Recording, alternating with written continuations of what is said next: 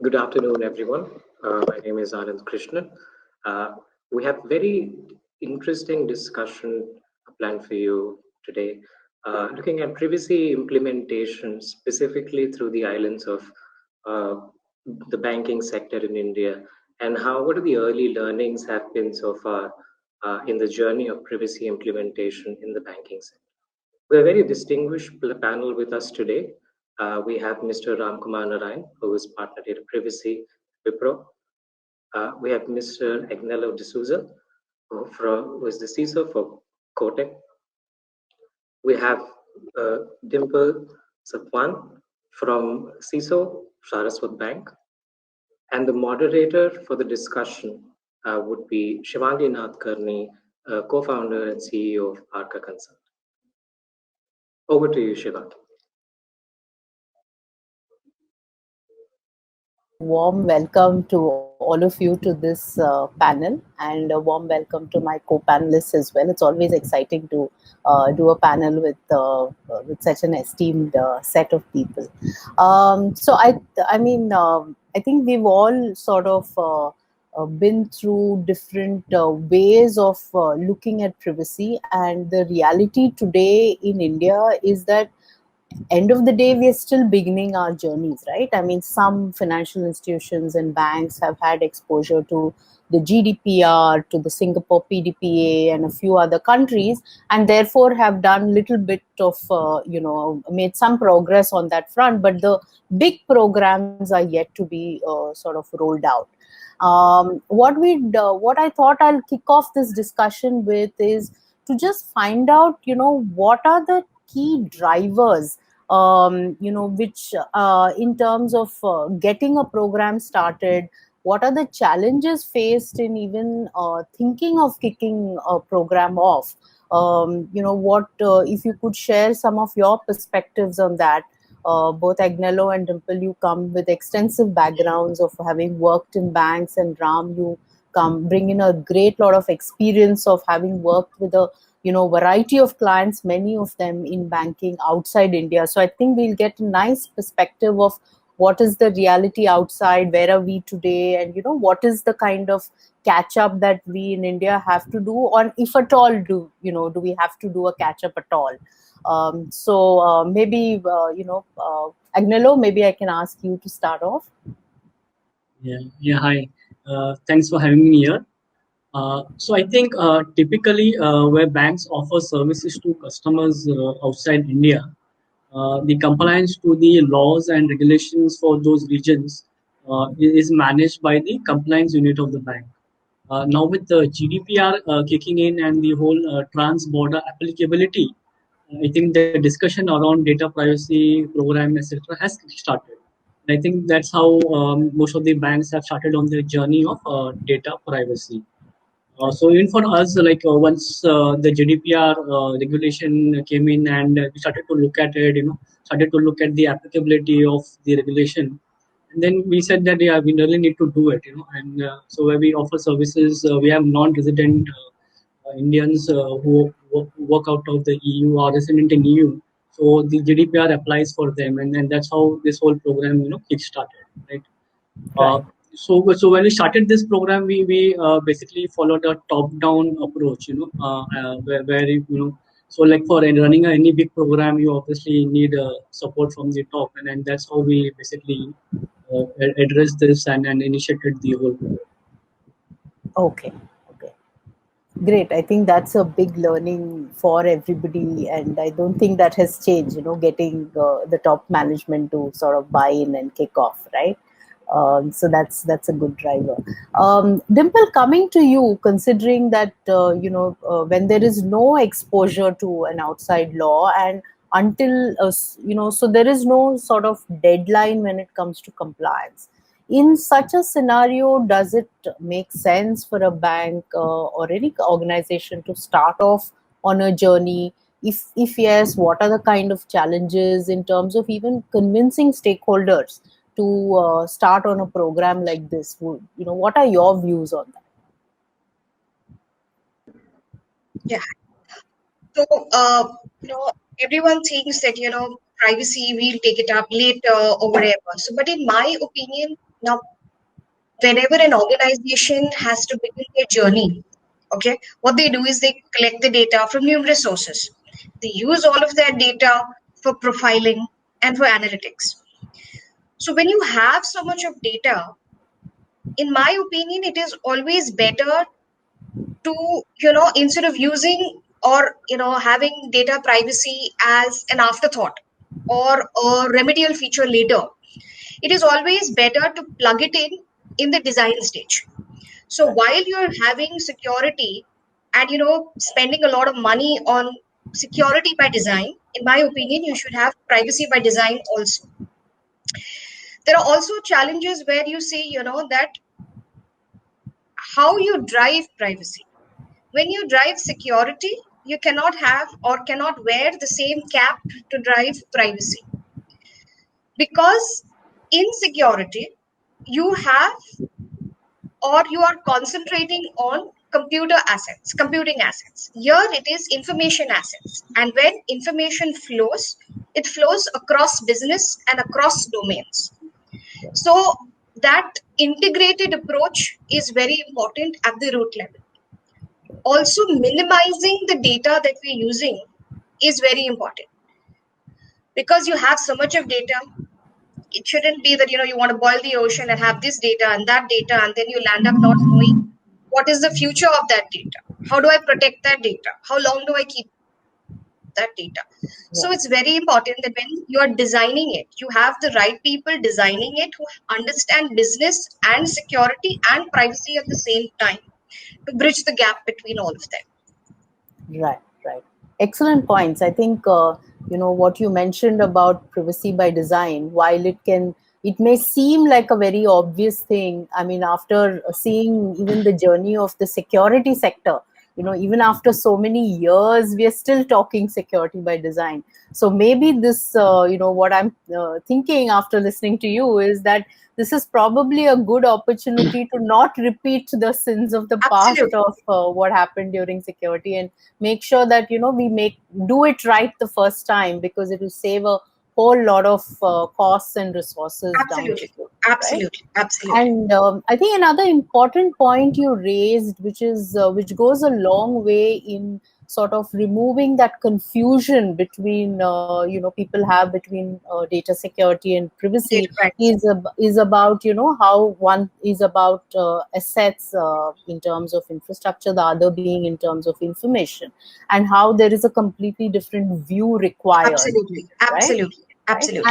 And I also very much agree with you in terms of looking at it as an integrated approach, because again, it makes so much sense to just do things in an integrated manner from start, right? Absolutely.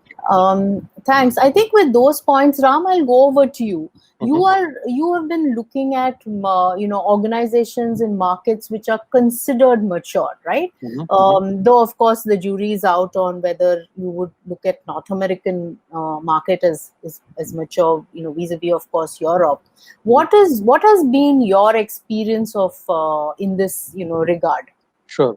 So Shivangi, if you look at the global markets, right, they have been exposed to, or they've been experienced with data privacy for quite some time. Data privacy is not something new for them. And if you look at those markets, we see beyond compliance, compliance is one aspect of it, but beyond compliance, trust and transparency are two major aspects that we see that drives compliance, with respect to the banks today. And if you look at many of the cybersecurity or the data privacy regulations that are coming in the backdrop of these data breaches that are happening, or because of the cyber attacks that are happening, and that makes the consumers, more concerned about the data that they give to the enterprise, in terms of how much of care they will have to protect the data, as if they are more concerned about, they don't want to constantly worry about after giving the data. So if you look at globally, organizations are starting to look at trust and transparency are some of the key drivers for adopting data privacy today. So it is no longer about service or a loyalty or a reputation. It's about trust and transparency that decides an organization survives or goes extinct out of their business, right? So I see that trust and transparency are become very important drivers in the context of building brand trust and loyalty to the customers. In fact, if you look at most of our financial services clients are starting to look at data as just another asset class. So they are treating like data as another asset. What is exposure to the data? What is the invest? How do we invest on it? How do we protect it? What is the liability that we carry from a data perspective? What is how do we reasonably and ethically use the data in terms of making sure that we are not violating any of the data privacy regulations. So some of the trends that we could pick up on those lines, or some of these trends that we see, Shivangi. Brilliant. I think trust and transparency being the pillar rather than compliance is like a huge step forward. And Yes. looking at data as an asset class, which itself has so many implications downstream. Let me actually come back to both Agnello and Dimple. Do you see this happening in India, or are you seeing a shift in this kind of thinking amongst your boards and key stakeholders, because a lot of decisions depend on that, right? Agnello? Yeah, definitely yes. So I totally agree with what Ramkumar has said, because if you have to really survive in the business, it's about the brand and the reputation of the brand. Right? It's not only driven by compliance. And obviously, with all these cyber breaches that are happening, you have to go much beyond just doing a compliance tick mark. And this is very well understood now by the boards of the organizations of the banks. Having seen so many breaches that have happened outside and those kind of things. And definitely, there is a lot of focus on cybersecurity, data privacy, understanding that doing it right the first time, and those kind of principles. And definitely, like we talk about security by design that we could mention, privacy by design is something now which is we are trying to ingrain, right? Whatever things we do, how we deal with information, how we act on the information. So that journey has begun now, and I think there's much more to do, obviously, but that's where the focus is. Right. No, that's great news. So, given this, do you think is it easy? How easy, difficult is it for you to get resources, budgets, etc., allocated for a program which is obviously large and is a long-term one? Yeah. So I think getting budgets is not such a big issue. So once you basically the management understands saying that this is the important thing that needs to be done, and we basically start but once that buying is there from the top management, then getting budgets and resources is not a problem. I think one of the key challenges which also Dimple touched upon earlier is basically who is responsible for data privacy, right? When you talk about cyber security, that buck stops at the CISO, right? So here the whole thing is who is responsible for privacy, and still there is a lot of understanding education to be done. Like people, when you talk about privacy, people think that it's about technology, and it's the IT job and all. So what is the difference between data security, data privacy is yet to be understood by many people, and hence so there is this challenge that is there. So so even if you have the budgets and everything else, then the question is who will drive it, who will own it, who will run it, right? And then like I see in most banks, typically it has been the CISO function who have been driving it. Maybe it's a right kind of a structure or not. I'm not too sure. But like you talked about data privacy, right? So it has a lot of legal aspects to it. It has a compliance angle to it, and obviously the data security part of it. Now the issue with the legal and the compliance function is that they don't have the experience of driving a program. So they can give you their inputs, they can give you their views and say this is the way I think it should be done. But driving a program and then running it, they don't really have that kind of resources and the experience and the ability. So finally, then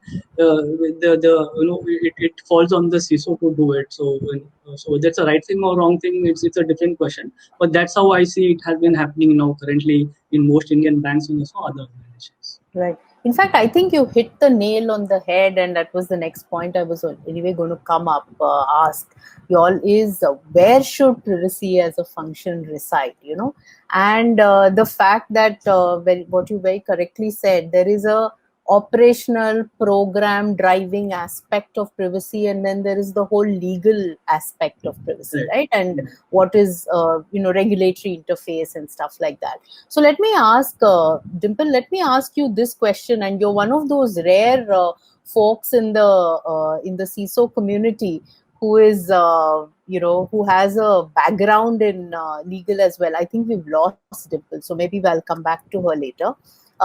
Meanwhile, let me redirect the question to Ram. Ram, traditionally in geographies like Europe and the US, the DPO, the privacy officer, has traditionally been somebody from the legal fraternity, right? Correct. And maybe earlier era with less of digitization, maybe it was more a compliance role, but now, as Agnello just pointed out, there's so much of operational complexity involved. How do you see this whole office of privacy happening with clients outside? Sure. So if you look at from a privacy function perspective, where it should sit in a bank, there are some of the key considerations that if you look at. One is the independent nature of working ability to perform tasks in an independent manner. And second thing is that they should be the data privacy officers, the person in charge of the privacy operation should be able to report to the highest level of authority within the management, right? And there should also be a way to ensure that there is no conflict of interest that arises. A person who is responsible for implementing something should not be the person who is monitoring something. So considering all these key considerations, globally, some of the best practices we have seen is that the privacy function sits in the second line of defense, where the operationalization of the aspect, the implementation will be done by the first line of defense, and then the monitoring and compliance are taken care by the second line of defense. So we have seen that typically DPOs sit in the second line of defense as some of the best practices, industry-wide best practices. That's what we have seen. And also from a function perspective, right? While there are some differences between how the privacy function is set up in the US and the Europe, we see good amount of adoption of chief privacy officer roles that are coming up in the US geography, whereas the European side of the world, there is more of a DPO roles that are being widely adopted because of GDPR, but there is a good amount of difference. But ultimately, the function sits in the second line of defense, Shivangi, in terms of operationalizing and monitoring and providing governance from a privacy standpoint. Great. So you're saying that there is somebody called a chief privacy officer who's driving the operations, and then there is a DPO who's driving the regulatory aspects. That is correct. And they are from the legal. Yes, exactly. Absolutely. Yes. Okay. So do you think, Agnello, a model like this is what India will probably head to? The CISO and the operations team actually running the program, while the regulatory and legal interface would probably be somebody from the team. Are you seeing examples of that? Right now in India, no, I haven't seen any such examples of that. So what people have done basically is that they have created a team, cross-functional team from legal, compliance, and business functions, operations, various other functions, and then there's a person who acts as the DPO. So the DPO is basically a more senior level person who has the ownership, accountability, and who has been given powers to take actions and do that kind of thing. So and typically that function is in the CISO function correctly. So under the CISO, you would have somebody who's called the data privacy officer or a data protection officer, and then he is the one who is responsible for driving it across the business units, the cross-function units. So that's how it has been here currently. So let's see how it goes. Okay. You mentioned cross-functional teams, right? So I want you to take a minute and tell us a little bit about the components of that cross-functional team. Typically, you have representatives from, what all types of teams that you think are absolutely required? Yeah. So currently, I think so having a very big team also has its own problems. So ideally, you should be a very focused team which is there. Cross-functional. When I say probably legal is one team which would be there. Then somebody heading the operational risk function, because the operational risk typically understands the operations very well, the business operations. and they know the processes and the risk associated with it. And obviously the compliance and obviously the CISO function, who basically understands the IT assets and the risk and the vulnerabilities and those kind of things. So I think a team of these people, if you can form a task force or something like that, who basically takes the various decisions with respect to data privacy, and so basically advises on how it should be run as a program, within the business. Great, great.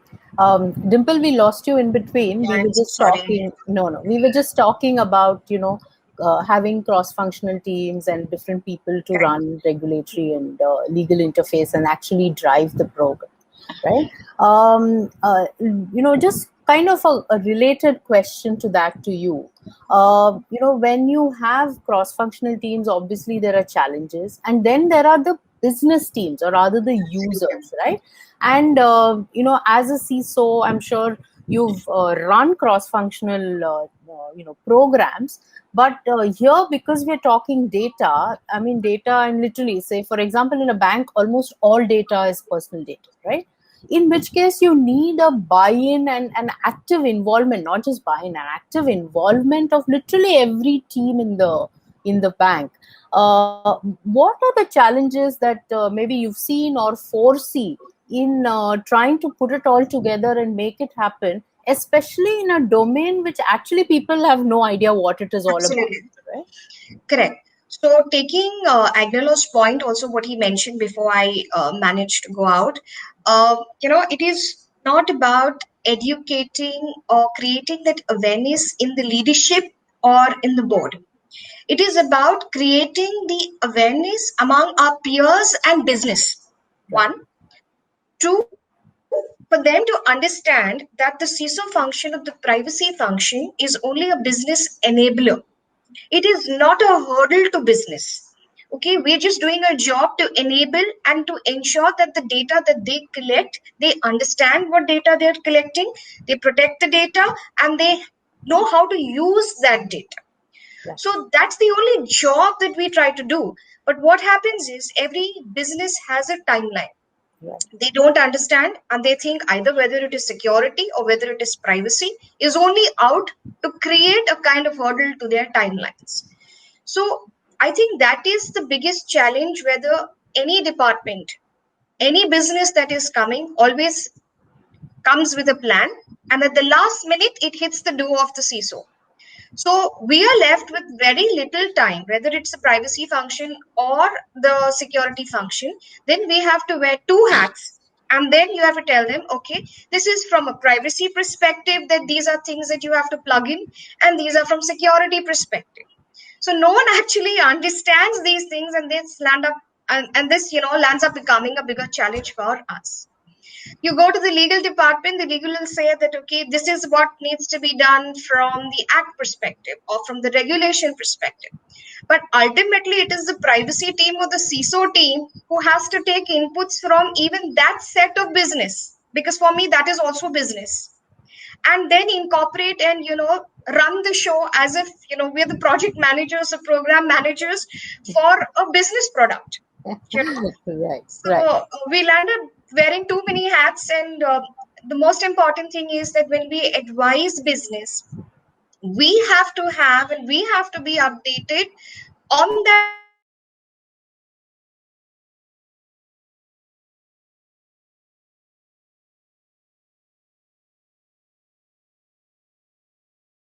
having the capability of wearing both the hats, or a segregation of the two, or the amalgamation of the two becomes a challenge. Right. I hear you, Dimple, and I think I've heard this so often. Quick comments from Agnello on that. The whole perception of you being a roadblock rather than an enabling function. I think you've dealt with it often enough. Right? Right. So I've dealt often with it, but I think things are changing now, right? So probably people now really understand that the cybersecurity and data processing, they all a business risk. People have begun to understand this thanks to the many breaches that have happened, and the outcomes of that. So things have become better now. than before. So I'm not saying it is a perfect environment, but then I think as a CISO, we have to know where to let go and where to stand firm. So that is a thing, decision making that we have to do on a regular basis. And as far as I think we can do that and so convince the business, make them understand and they appreciate it. I think things are improving now. Okay. But what the problem is, like Dimple mentioned, a lot of operational things that we have to get into, right? Because people think that we become the project manager, and then then the legal says go to compliance, compliance says go to business, business comes back and says so. So it's a long circle that we have to keep running around, and finally ensure that it happens. And at the end of the day, the work has to get done. So that is a bit of a challenge which we have to deal with.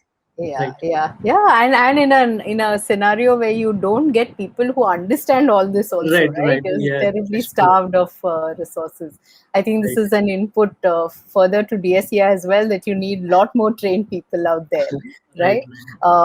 So actually, this kind of brings me to another point that I wanted to discuss. And Ram, I'm going to start with you.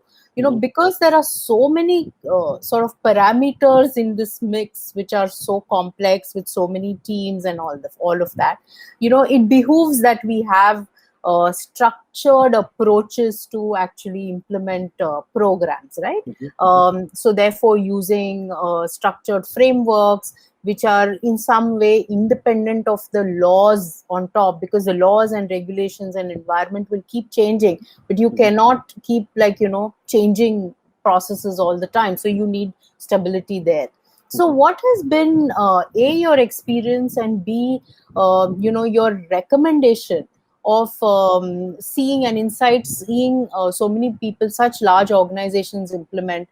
What kind of frameworks are being used? What is the role, more importantly, of frameworks to be used, and how critical and how rigid should one be while implementing such programs in terms of frameworks? Sure. So typically, if you look at globally, Shivangi, there are no global frameworks as per se from a data privacy standpoint, because the privacy regulations are very based on the geography, because based on the nature of the rights that are given to those data subjects. And while we see pockets of adoption of, there are some standards that are emerging. For example, there is a standard from NIST on data privacy, which is widely adopted in the US markets in terms of from privacy implementation standpoint. We also see other markets adopting to ISO 27701, and we also see some pockets of industries adopting to GAP framework. So there is no one single framework that fits all kind of an approach that we see today. So for example, if you look at most of the European markets, they go by the GDPR, which is a gold standard from a data privacy standpoint. While we see different approaches today, but from a overall data privacy standpoint, I think those standards and frameworks are still evolving and emerging, and it will continue at least this way for the next year or so, or a couple of years, before we have a common standard which we can look at, which any organization can leverage from a data privacy standpoint, Shivangi. So that's what we have seen so far. Great. Very quickly, before we move to the last sort of question that I want to take around, Dimple and Agnolo, we've been through this curve in a way in security, and people now, especially in our geography, 27701 is pretty much 27001 is pretty much the standard that one uses in security. Do you see us moving towards similarly having frameworks and standards that are certifiable, like you have the DPF from DSEI and so on? What kind of a role do you see this playing in the programs ahead?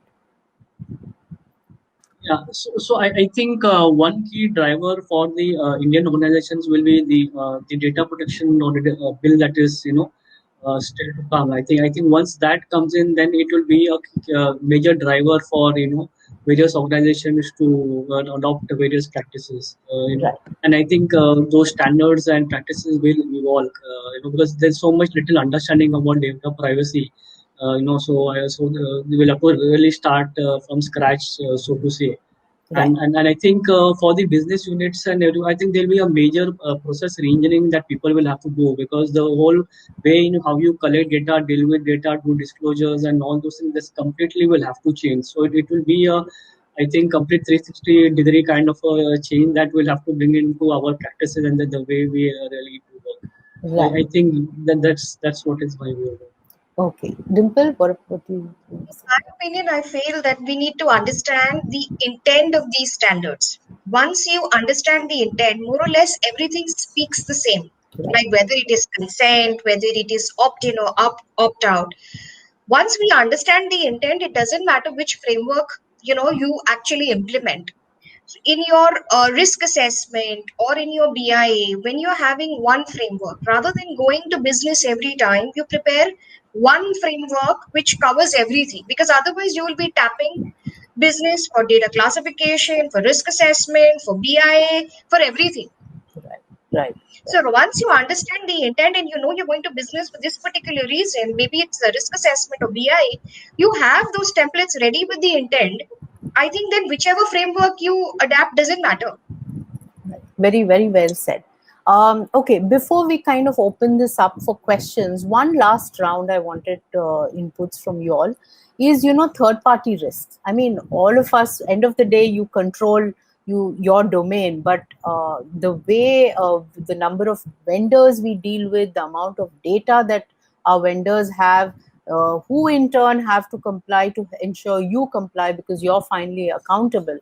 I mean, I'm sure it gives you nightmares as it is while you run your security programs. I'm sure third parties give you nightmares.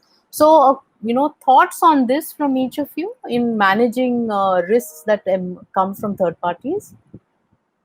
I think third-party risk is definitely a big challenge, and especially with the kind of outsourcing that we do, for a lot of things, where we, give data to the vendors for various kinds of processing and every kind of things. Now, the problem with this third-party risk is that while your own practices may be very strong and because you're a regulated entity and all those kind of things, there are third parties big and small, right? So there are different kinds of them, and some people may have some mature processes with respect to security, while others don't have much. So that is what the challenge is. So obviously there is an inherent risk which you carry when you outsource, and you don't have direct control over there, right? So you might do some audits once in a while and all that, but that's so much that you can do. So I think the only way you can control it is to your strong contracts.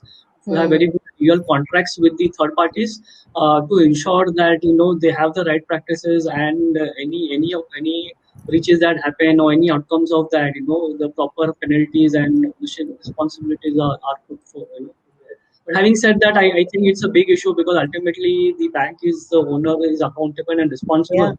It's a tough job actually. So this is something that worries us the most, the third party. And so many breaches you keep hearing day in, day out. Every single other day you see that there is some data you're compromised in the dark web. So it's a nightmare actually. Absolutely. So one, of course, is strong contracts, a very important point that you've raised.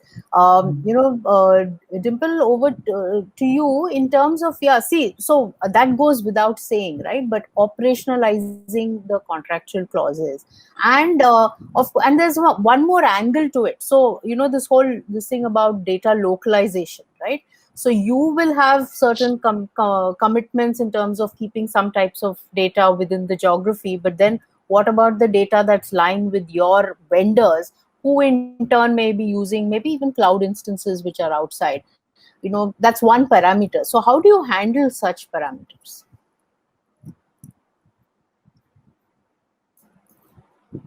Dimple? Okay, I think she's having some challenges. Ram, do you want to come in terms of how to manage this kind of thing in this very complex world that we live in? So one of the things that we need to look at, Shivangi, is that if we have to manage these third parties, it requires continuous monitoring of those parties, because today organizations struggle because they lack visibility, they lack control of those third parties. How they are managing the data. So if we are able to implement processes and solutions in a way where we can continuously monitor the compliance posture of third parties by leveraging the deep web and dark web and continuously assessing those third parties on an ongoing manner, I think there are a lot of issues which can be prevented, well in advance, even before an event can happen. So that is something that we are seeing as a best practice, that globally, how things are continuously, being monitored. This how the third parties are being monitored on a continuous basis. So that continuous control monitoring is something that we are seeing as a trend emerging in the space, Shivangi. Okay, so we're saying contracts combined with continuous compliance monitoring. Anything else, Dimple, do you think that can be measures that can be used for? Yes. So, to sum it up, contracts play a role.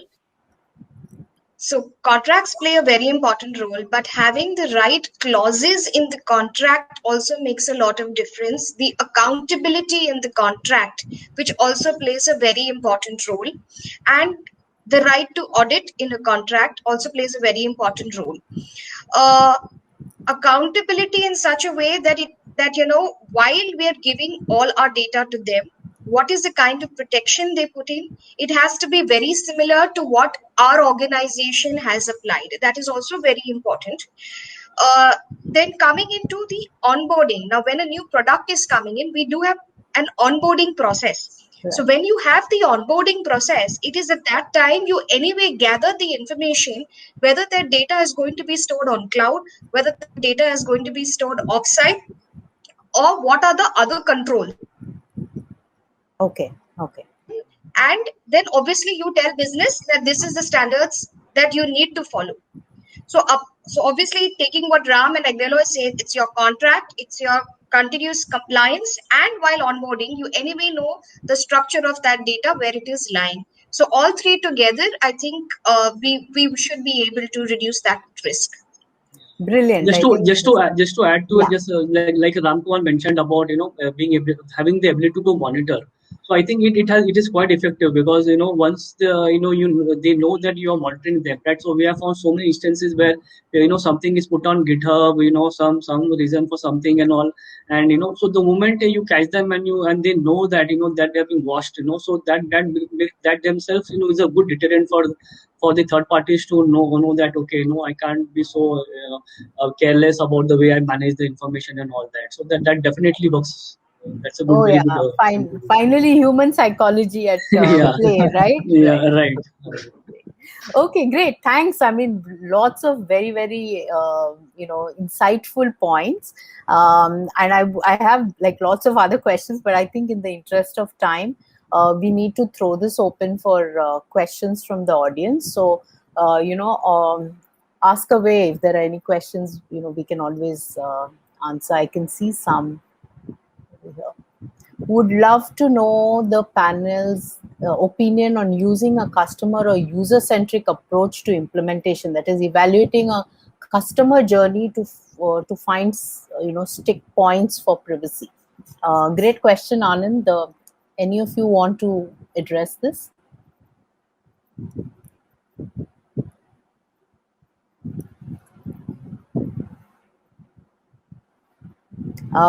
Okay. I mean, maybe we'll split this into seeing how do you therefore, when you're looking at implementation, do we sort of do any kind of, do we just map all personal data and look at it in one go? Or, does it make sense to just map a customer's journey, so to say, a customer's interaction? Any thoughts on that from any of you?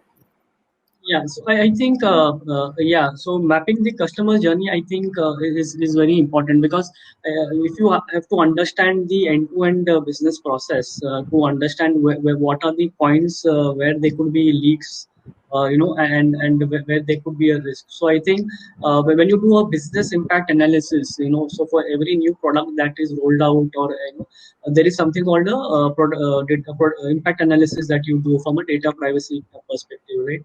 And so there you understand the entire journey of the customer, what are the various touch points, and how do you source the data, what kind of disclose do you have to make, are you collecting only the data that is required, not required. So probably all those things form a part of the business impact analysis when you go from a data privacy perspective. I think that's a good way to look at it, in my view. Okay, wonderful. Any thoughts from you, Ram or So, Dimple? so what we also can be looked at is, when we start doing a data mapping exercise, where we start looking at identifying all the touch points of right from how the data has been collected to how it is stored, processed, and transferred and archived. I think that will also help in implementing a user-centric approach when it comes to handling DSARs, the data subject access requests, and providing data back to them and fulfilling those rights. It will help in going a long way when we do when we take an approach of implementing data privacy along those lines. In my view, Great, great. We have another question, which is, how is ISO 27001 framework, help with data privacy? okay. Either of you So, wants to take it? I don't really know if ISO 27000 talks much about data privacy. So it mainly talks about your assets, identifying the assets, and putting protection around those assets. So the data privacy is much more than that, right? It's a different ball game. Correct, So correct. it is actually Which is, the 27701 that helps address data privacy. yeah, Yeah. yeah. Right. And not just 27701, it is that plus many other things, Yes. Yes. right? Yeah. Yeah. Great. I don't see any other questions, and we have about 4 minutes more. So, maybe I'll do a quick round of, between you all to ask what are the mindset challenges that you faced amongst stakeholders and organizations? Because there are so many, like one mindset we discussed was, you're seen, the privacy function is seen as either a stumbling block, like somebody like a policeman come project manager, right? But I mean, that's from a function point of view. But in general, about privacy and the mindset, like I can share with you, like some of the mindset blocks that we face is somebody, people coming and saying, "Arey, aap log to hamara dhanda band karwa doge," because you're saying that you cannot use data for anything, which is a wrong perception, right? Similarly, what are the kind of perceptions and mindset blocks that you've come across? Yeah, some of the things that I have seen, Shivangi, is that many think that if they have not been breached in the past, it's more likely that they will not be impacted in the future as well. So that's another mindset very commonly that is seen. And the other that I have seen is that if they are compliant to a particular regulation, they feel that data is protected. Their compliance equals data protection. That's another Oh, wow. misconception or Dangerous. mindset that I have seen. And the other thing that we have also seen is that privacy, if it has anything to do with privacy, it is all about legal. So legal has to take care of it. They don't understand that privacy is also everyone's responsibility, that it is not just a legal function's responsibility, that compliance function's responsibility. It is everyone's responsibility. So these are some of the misconceptions or mindset changes that we need to look at from a data privacy standpoint. Excellent. I mean, very good points. You want to add to that, Agnolo? Yeah, so probably I would say that the privacy mindset itself was never there, So Yeah. that is a big thing. Like so even so I think it's a major shift. It's a cultural shift actually for us, and I think as Indians, I feel that we ask for a lot of information, and also we don't care too much. When somebody asks, we give it away. So we also Yes. don't think too much. Should I give it away or not? So somebody is asking me for this information, so I will give it away. So I think there is a big mindset change that is required. Culturally the way we have been functioning so far, I think there's a big change that is required over there. Yeah. So data privacy itself is a big change that Correct. going to happen. Yeah. I think you hit the nail on the head when you said that it's a big cultural shift in India. And the corollary to that, I'm sure all of us have heard in so many such panel discussions, is that privacy is never sort of going to happen in India because we are so liberally giving away our data that as end users we don't really care for the value of our data, and therefore one can just go on.